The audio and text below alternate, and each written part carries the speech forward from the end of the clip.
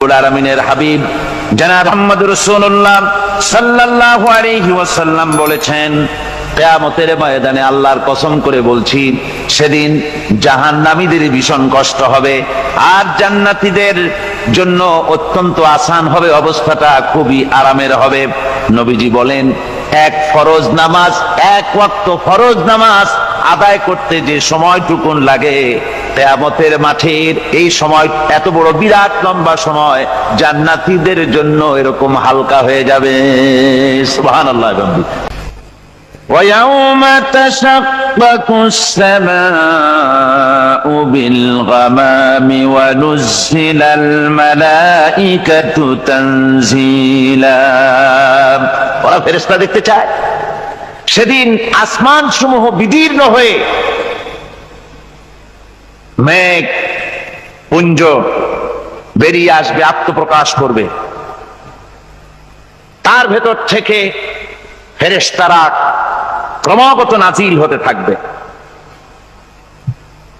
আর অবস্থাটাই হবে, আল মুলকু ইয়াউমাইযিনিল হাক্কু লিররহমান ওয়া কানা ইয়াওমান আলাল কাফিরিনা আসীরা। আর সেদিনে বাদশাহী হবে কেবলমাত্র রহমানের। ওয়া কানা ইয়াওমান আলাল কাফিরিনা আসীরা। আর সেই কিয়ামতের দিন, সেই সময়টা হবে কাফেরদের জন্য বড়ই কঠিন। এখানে কিয়ামতের কিছু কথা বলা হচ্ছে, কিছু আভাস দেওয়া হচ্ছে যে আসমান সমূহ বিদীর্ণ হয়ে মেঘ পিণ্ড বেরিয়ে আসবে এবং তার থেকে ক্রমাগত ফেরেশতারা নাজিল হতে থাকবে।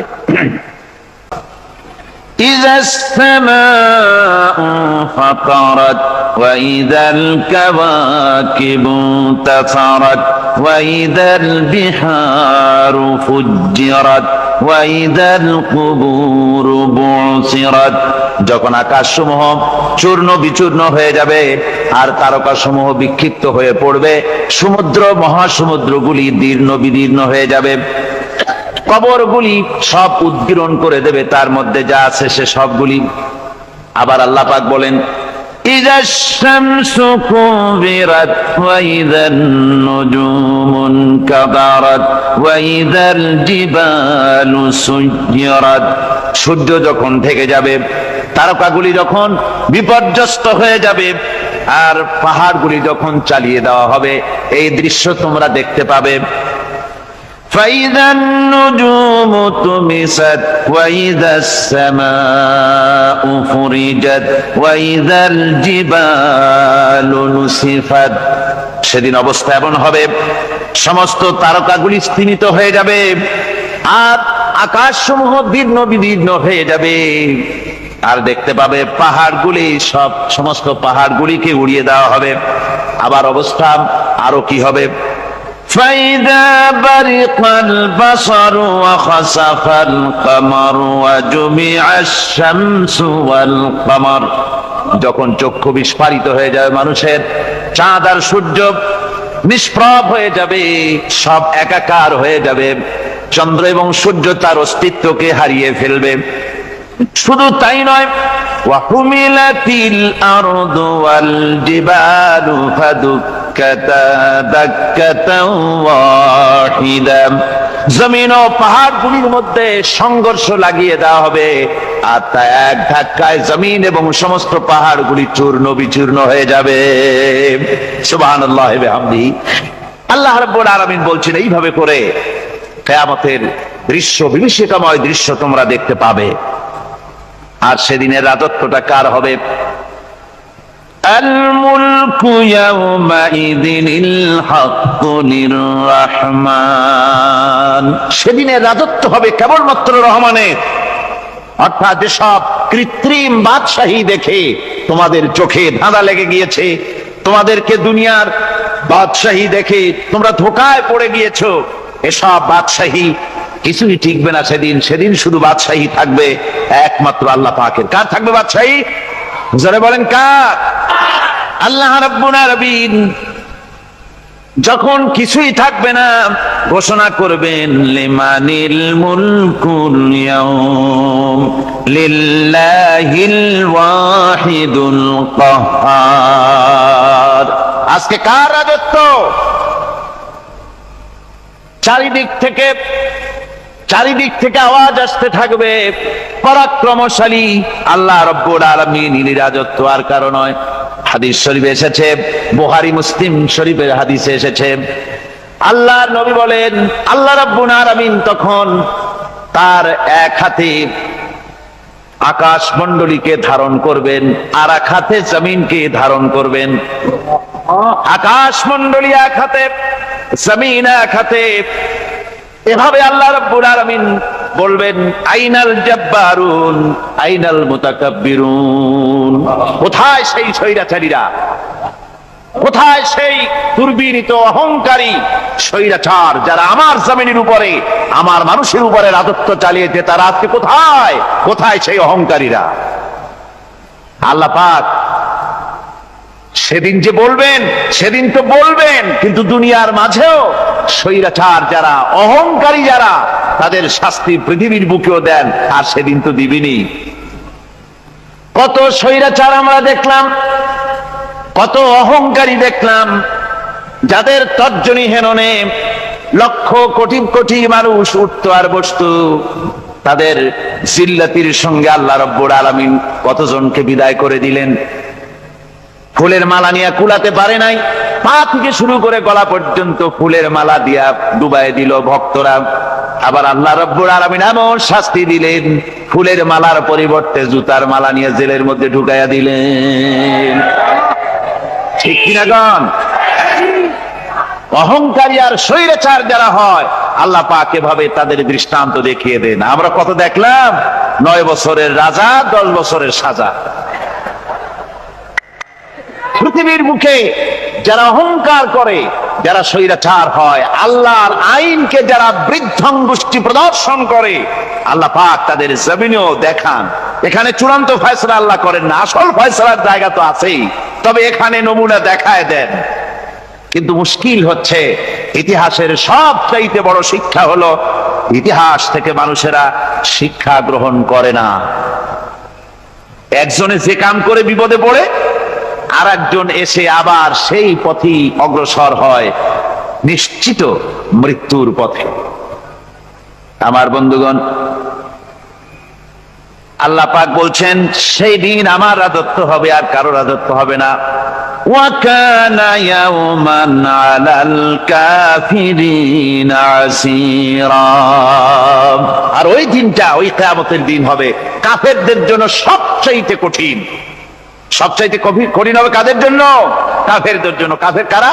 কাফের হচ্ছে তারা যারা নাকি আল্লাহর আইনকে অস্বীকার করেছে, আল্লাহকে অস্বীকার করেছে, আল্লাহর আইনকে অস্বীকার করেছে। ওরা কি?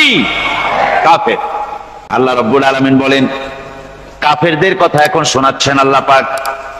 ওয়াল্লাযীনা কাফারু আউলিয়াউহুমুত তাগুতু ইউখরিজুনাহুম মিনান নূরি ইলাজ যুলুমাত। যারা কাফের, যারা কুফরি অবলম্বন করেছে, তাদের সাহায্যকারী আর পৃষ্ঠপোষক হচ্ছে তাগুত। তাগুত বলা হয় সেই শক্তিকে, যে শক্তি শুধু নিজেই আল্লাহর আইন অমান্য করে বসে থাকে না, বরং অন্যদেরকেও আল্লাহর আইন অমান্য করতে বাধ্য করে। ওদেরকে আরবিতে কি বলা হয়? তাগুত বলা হয়। আর এই তাগুতি শক্তি, এই তাগুত হয় তার সাহায্যকারী, যা তাকে আলো থেকে টেনে অন্ধকারের ভেতরে নিয়ে যায়। আর কাফের হচ্ছে আল্লাহ পাকের ভাষায়, অর্থাৎ কোরআনের ভাষায়, কাফের হচ্ছে সবচাইতে নিকৃষ্ট প্রাণী, সবচাইতে নিকৃষ্ট জীব। মহাসত্যকে যারা অস্বীকার করেছে, যারা আল্লাহকে মানে না, যারা আল্লাহর কোরআনকে মানে না, যারা ইসলামকে স্বীকার করে না, তারা সবচাইতে নিকৃষ্ট প্রাণী। আল্লাহ রাব্বুল আলামিন বলেন, ইন্না শাররাদ দাওয়াবি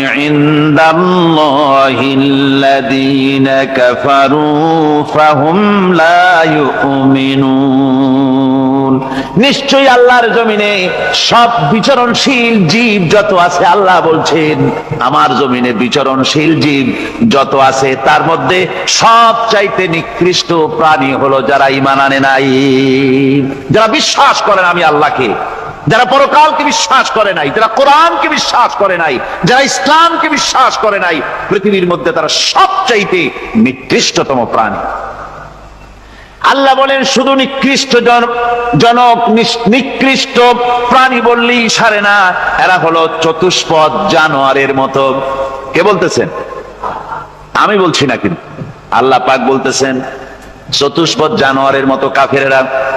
وَمَثَلُ الَّذِينَ كَفَرُوا كَمَثَلِ الَّذِي يَنْعِقُ بِمَا لَا يَسْمَعُ إِلَّا دُعَاءً وَنِدَاءً। এই কাফেরদের দৃষ্টান্ত হচ্ছে সেই রাখালের মতো, যে রাখাল তার পশুদেরকে ডাকে আর ওই পশুরা একটা ডাক শোনে মাত্র, কিন্তু কি যে বলে তা তো পশুতে বোঝে না। কথা বুঝতে পেরেছে?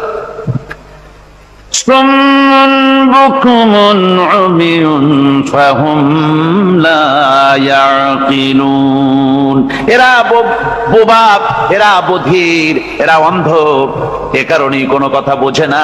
এরা চতুষ্পদ জানোয়ারের চাইতেও নিকৃষ্ট।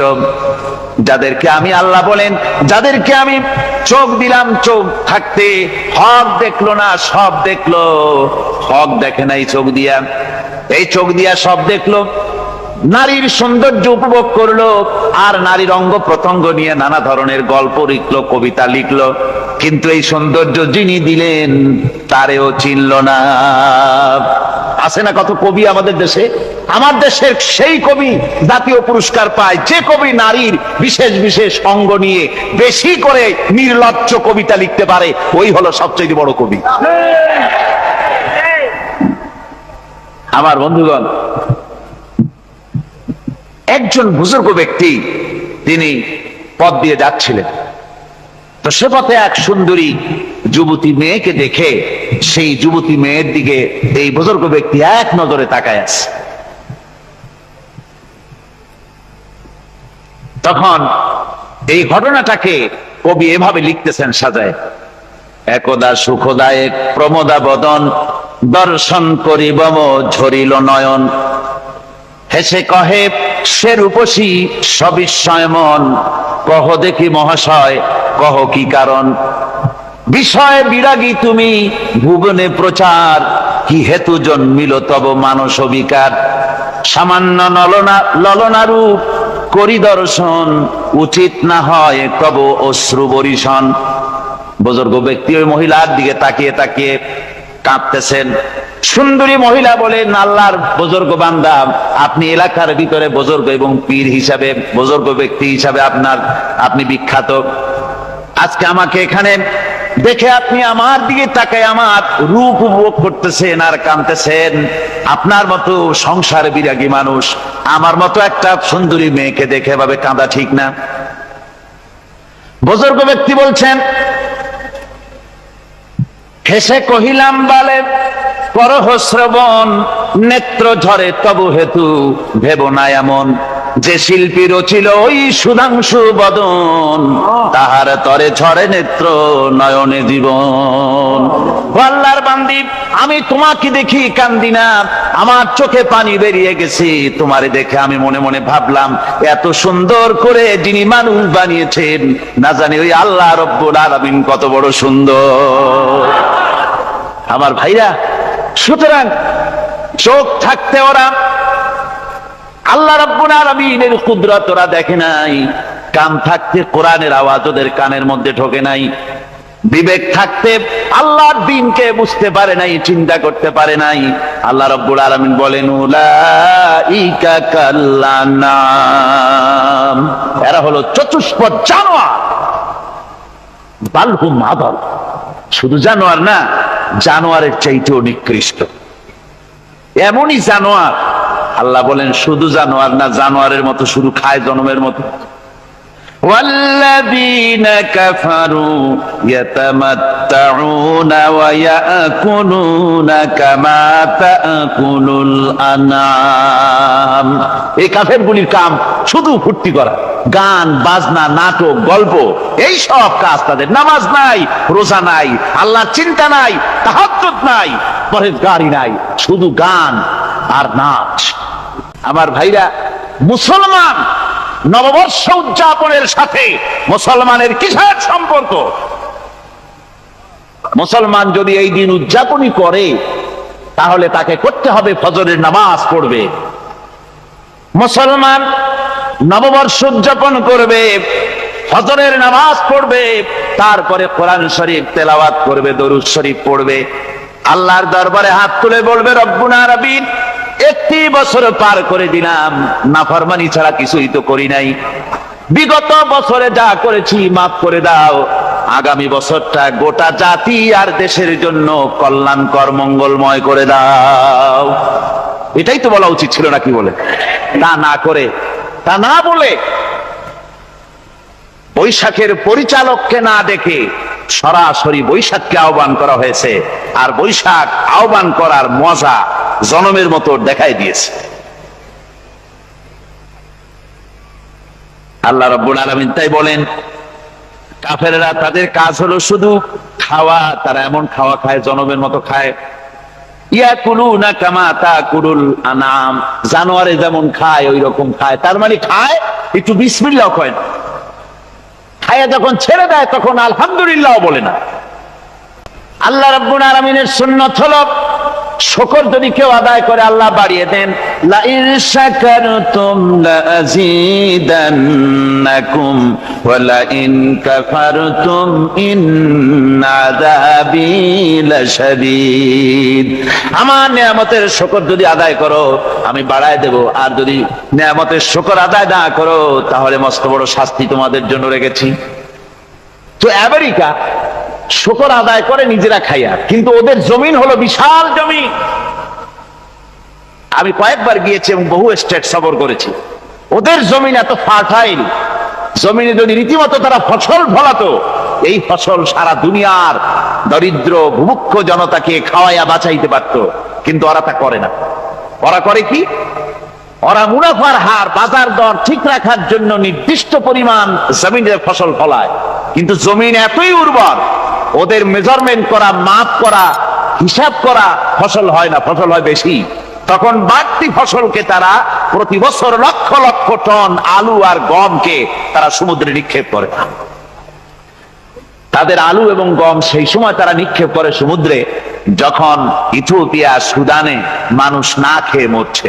পৃথিবীর বিভিন্ন দেশে মানুষ ক্ষুধার যন্ত্রণায় যখন চিৎকার করছে, আর তাদের এই চিৎকারে আকাশ বাতাস ভারী হয়ে যাচ্ছে, তখন ওরা এই কামটি করছে। তাই আমি ওই প্রথম দিন বলেছিলাম যে রাশিয়া যেমন খান খান হয়েছে, অস্তিত্ব বিলুপ্ত হয়েছে আল্লাহর সাথে নাফরমানি করার কারণে। আপনারা বলতে পারেন কমিউনিজম কি একটা সহজ ব্যাপার? একটা বিরাট শক্তি পৃথিবীর বুকে, কত দেশ তারা ডমিনেট করতেছিল। কোন যুদ্ধ নাই, কোন রক্তপাত নাই, বিনা ধাক্কায়, বিনা বাতাসে, বিনা ঝড়ে বিশাল মহিরুহু চিৎপটাং। এটা হলো কেন? কেন হলো রাশিয়ার এই দশা? আমি লালদিঘির ময়দানে বলে গেছিলাম, আমি চিন্তা করে যেটা পাইছি সেটা হচ্ছে এই, দুনিয়ার সমস্ত মতবাদ আল্লাহকে কোনো না কোনো প্রকারে স্বীকার করে। তার কথা মানুক আর না মানুক, আছে একটা কিছু, এতটুকুন বলে যে আল্লাহ আছেন বা গড আছে বা একটা কিছু আছে। কমিউনিজম, সমাজতন্ত্র হলো পৃথিবীর একমাত্র নিকৃষ্ট মতবাদ, যে মতবাদ সরাসরি আল্লাহকে অস্বীকার করেছে, বলেছে আল্লাহ নাই, দেয়ার ইজ নো গড। তারা ধর্মকে আফিম বলেছে। আল্লাহ পাক তাই কোন যুদ্ধ ছাড়া, কোন মারামারি ছাড়া, কোন রক্তপাত ছাড়া এই বিশাল শক্তিকে উৎকারে উড়িয়ে দিলেন, তুলার মতো হয়ে। গোটা রাশিয়া তুলার মতো হয়ে, পেঁজা তুলা, ধোনা তুলার মতো হয়ে সব উড়ে চলে গিয়েছে, অস্তিত্ব বিলুপ্ত হয়ে গিয়েছে। কিন্তু আমাদের দেশের খুচরা কমিউনিস্টরা এখনো স্বপ্ন দেখে। ওই যে কালকে বলেছি, তারা বলে কলমের খোসা এটা এখনো নষ্ট করা যাবে না, এটা এখনো চালু করা হবে, এখনো চিনি আছে, এখনো কিউবায় আছে। ওই কিউবা থেকে, চীন থেকে ফিদেল কাস্ট্রোর একটু আওয়াজ শোনে, চীন থেকে মিস্টার ব্যাং না কি জানি না, ব্যাং এর আওয়াজ শোনে, আর তাই মনে করে এ বুঝি সমাজতন্ত্রের বিজয়ের গান। না, চীন থেকে আর কিউবা থেকে যে আওয়াজ আজকে উঠতেছে, এই আওয়াজ সমাজতন্ত্রের বিজয়ের আওয়াজ নয়, এটা হলো সমাজতন্ত্রের মরণ যন্ত্রণার গোঙানির আওয়াজ। কাজী এরা দুনিয়ার বুকে শুধু আনন্দ এবং ফুর্তি করে, আল্লাহর হককে, আল্লাহকে চিনতে তারা ব্যর্থ হয়েছে। আল্লাহ রাব্বুল আলামিন বলেন, অবিশ্বাসীদের কৃতকর্ম, তাদের কাজগুলি, তাদের কর্মফল সব নিষ্ফল হয়ে যাবে। والذين كفروا أعمالهم كسراب بقيعة يحسبه الظمآن ماء। আল্লাহ পাক বলেন, কাফের যারা, অবিশ্বাসী যারা, যারা আমাকে অস্বীকার করেছে, অবিশ্বাস করেছে, তাদের আমলগুলি হলো মরুভূমির মধ্যে মরীচিকার মতো। মরুভূমির মরীচিকা, মানুষ যখন মরুভূমির ভিতর দিয়ে যায়, পানির পিপাসা লাগে, দূরে দেখে পানি চিকচিক করতেছে, আর ওই মরীচিকা যেটাকে সে পানি মনে করেছিল, হাত্তা ইযা জাআহু লাম ইয়াজিদহু শাইআ, যেটাকে সে পানি মনে করে ছুটতেছিল, যখন কাছে গেল, আল্লাহ পাক বলেন কিছুই সেখানে পায় না, শুধু মরীচিকা, বালু আর বালু। এরকম করে যারা আমার দিনকে অস্বীকার করেছে, আমাকে অস্বীকার করেছে, তারা যত ভালো কাজ করুক আর যাই করুক না কেন, তাদের কৃত কর্মগুলি এভাবে সব নিষ্ফল। এ হলো এক কথা। 2 নম্বরের কথা হলো, ওরা মনে করেছিল সমাজতন্ত্র শান্তি দেবে, কমিউনিজম শান্তি দেবে, সোশ্যালিজম শান্তি দেবে, ক্যাপিটালিজম শান্তি দেবে। এই শান্তির চিন্তা করে অগণিত মানুষকে হত্যা করে সমাজতন্ত্রের রাজত্ব যখন কায়েম করলো, 70 বছরও চলে গেল, তারপরে তারা দেখলো হাত্তা ইযা জাআহু লাম ইয়াজিদহু শাইআ, কিচ্ছুই পেল না। তারা ক্ষুধার যন্ত্রণায় মরলো, কাপড় নাই, খাবার নাই। তারা ওই রাশিয়া থেকে, চেকোস্লোভাকিয়া থেকে, যুগোস্লাভিয়া দিয়া, রোমানিয়া থেকে, হাঙ্গেরি এবং পোল্যান্ড আর মঙ্গোলিয়া থেকে, সেখানে সমাজতন্ত্র তাড়াতে আমরা যাই নাই। আমরা সেখানে সমাজতন্ত্রের বিরুদ্ধে তাফসীর করি নাই, ব্যাখ্যা করি নাই, বক্তব্য রাখি নাই। ওই সব দেশ থেকে সমাজতন্ত্র তাড়াইছে কে? তারা তাড়িয়েছে? না না, ওরা নিজেরাই, সেই দেশের জনগণই এটাকে উৎখাত করেছে তাদের জমিন থেকে। আল্লাহ পাক বলছেন, যারা আমার দিনকে, আমার বিধানকে যারা অস্বীকার করবে, তারা এই অস্বীকারী অবস্থায় যদি মৌত হয়, প্রাণকে শুধুমাত্র নামাজ, রোজা, হজ, যাকাত আর বেহেশত দোজখ যারা মনে করে, জীবন ব্যবস্থা মনে করে না, এই অবস্থায় যদি মারা যায়, আল্লাহ রাব্বুল আলামিন বলেন, ইন্নাল্লাযীনা কাফারু ওয়া মাতু ওয়া হুম কুফফারুন উলাইকা আলাইহিম লানাতুল্লাহি ওয়াল মালাইকাতি ওয়ান নাসি আজমাইন। আল্লাহ রাব্বুল আলামিন বলেন, আমাকে অস্বীকার করার অবস্থায়, আমার দ্বীনকে, বিধানকে অস্বীকার করার অবস্থায় যদি মৌত হয়ে যায়, তাহলে আল্লাহ, ফেরেশতা এবং তামাম পৃথিবীবাসীর অভিসম্পদ তার উপরে হতে থাকে, লানত হতে থাকে।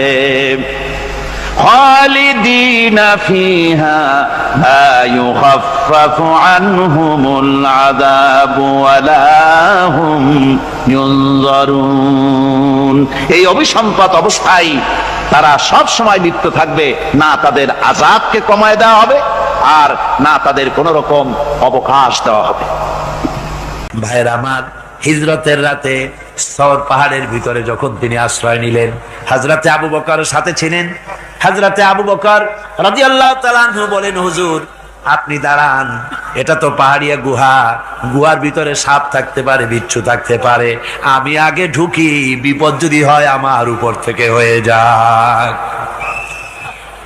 গুহার ভিতরে নেমে গুহা সাফ করলেন, এরপরে হুজুরকে ডাকলেন, হুজুর তাশরীফ নিলেন গুহার ভিতরে।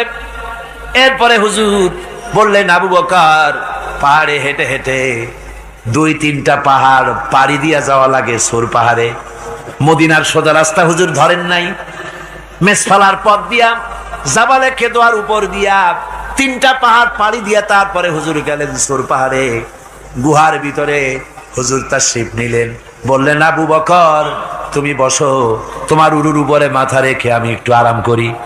হযরতে আবু বকর বসলেন, হুজুর তার উরুর উপরে মাথা রেখে ঘুমায় গেলেন। আর এরপরে কাফির বেঈমানেরা তালাশ করতে করতে কাফেরেরা এসে গেল পায়ের চিহ্ন দেখে দেখে গর্তের কাছে। হযরত আবু বকর ভয়তে কেঁদে ফেললেন, আহারে আর তো উপায় নাই, এবার তো ধরা পড়ে গেছি, এবার নবীজিকে মেরে ফেলে দেবে। নবীর মহব্বতে, নিজের মহব্বতে নয়, নবীর মহব্বতে কাঁদতেছিলেন। হুজুর বলেন, হুজুরের ঘুম ভেঙে গেল। বলো আবু বকর কাঁদো কেন?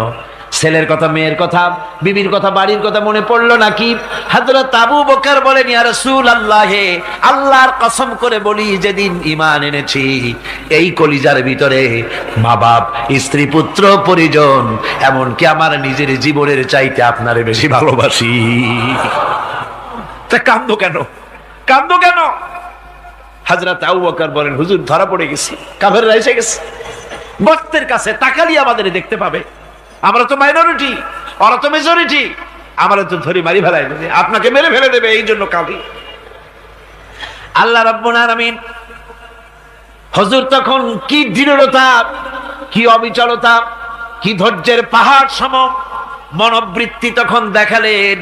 আল্লাহ কোরআন শরীফে চিরকাল যাতে মানুষেরা হেদায়েত নিতে পারে সেজন্য হুজুরের কথা উঠায় দিলেন কোরআনে। আল্লাহ পাক বলেন, ইযহুমা ফিল গার ইয ইয়াকুলু লিসাহিবিহি লা তাহজান ইন্নাল্লাহা মা'ানা।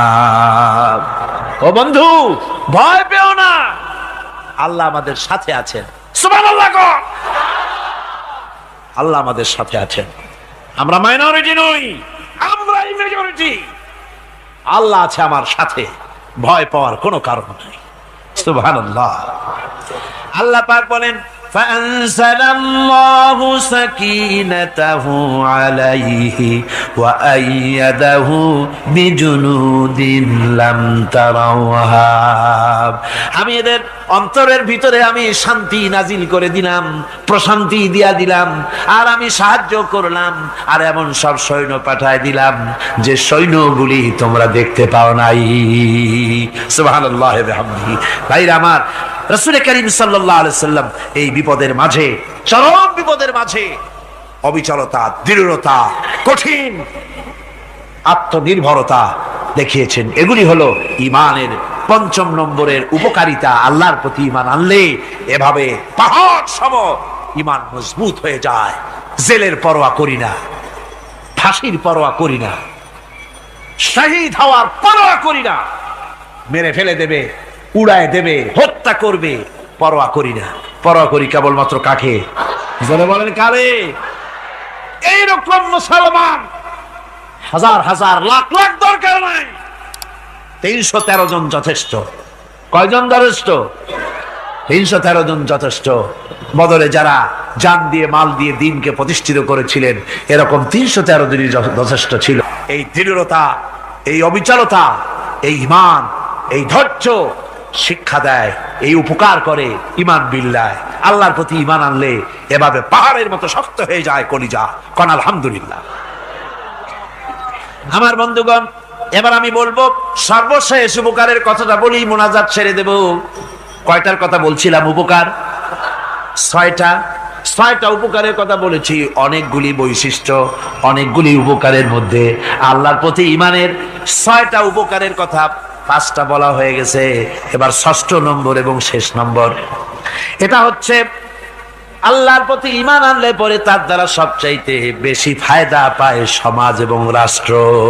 কোন আলহামদুলিল্লাহ, কোন আলহামদুলিল্লাহ। আল্লাহর প্রতি ঈমানের দ্বারা নৈতিক সংশোধন হয় এবং রাষ্ট্র আর সমাজ সবচাইতে বেশি উপকৃত হয়। কারণ হলো ঈমানদার ব্যক্তি আল্লাহর প্রতি যে ঈমান এনেছে তার মনের মধ্যে ধারণা এটা হয়, আমার কোনো কাজ তো গোপন থাকে না। ইন্নাল্লাহা লা ইয়াখফা আলাইহি শাইউন ফিল আরদি ওয়ালা ফিস সামা। আল্লাহর কাছে গোপন বলতে কিছু নাই, আকাশেও নাই, জমিনেও নাই, কোনো কিছু গোপন নাই। সুতরাং আমি যা করি সব আল্লাহ দেখেন এবং শোনেন। এমনকি মানুষ যে কল্পনা করে সে কল্পনাও আল্লাহ টের পায় না, নাকি টের পায় কিনা? وَإِن تُبْدُوا مِنْ أَنفُسِكُمْ أَوْ تُخْفُوهُ يُحَاسِبْكُم بِهِ اللَّهُ। মনের ভিতরে যে কল্পনা করো, আল্লাহ পাক বলেন এই কল্পনারও হিসাব আমি রব্বুল আলামিন তোমার কাছ থেকে নেব। ফায়ুআযযিবু মান ইয়াশাউ, যারে খুশি শাস্তি দেব আর যারে খুশি আমি maaf করে দেব। জোরে বলেন সুবহানাল্লাহ। ফায়াগফিরু লিমান ইয়াশা ওয়া ইউআযযিবু মান ইয়াশা, যারে খুশি maaf করব, যারে খুশি শাস্তি দেব, কল্পনারও হিসাব নেব। এই কথা মুমিনের যদি জানা থাকে তাহলে আর তার কোনো চিন্তা থাকে না, তার নৈতিক চরিত্র ভালো হয়ে যায়। কোন সুবহানাল্লাহ। আমার বন্ধুগণ, ইমানদার লোক, আল্লাহর প্রতি ইমান আসলে পরে সমাজ উপকৃত হয়, রাষ্ট্র উপকৃত হয়ে যায়। যেহেতু বান্দা জানে আমি দায়িত্বহীন কোনো কথা বলতে পারবো না, দায়িত্বহীন কোনো কাজ করতে পারবো না। আল্লাহ পাক বলেছেন, মা ইয়ালফিযু মিন কাউলিন ইল্লা লাদাইহি রাকীবুন আতীদ। বান্দা এমন কোনো কথা বলে না যে কথা আমার ফেরেশতারা রেকর্ড করে না রাখে। কাজী মুমিন ব্যক্তি আল্লাহর ভয়তে দায়িত্বহীন কথা বলবে না। নির্বাচন আসতে পরে রাস্তা সোনা দিয়ে বান্দায় দেব, এই করব সেই করব, না খাইয়া কেউ মরবেন না। আসে না নির্বাচনের সময় সারাগালি বদনারা মঞ্চে দাঁড়িয়ে কত বড় বক্তৃতা করে, ভাইয়ের আমার, বোনের আমার, এবার আমার বোতল মার্কা বাক্স, আপনারা আমাকে ভোট দিয়ে দেশ এবং জাতির আরেকবার 12:30 বাজাইবার সুযোগ দিন। এবার ক্ষমতায় গেলে কেউ না খাইয়া মরবেন না, কিন্তু কি খাইয়া মরবে তাও বলেন।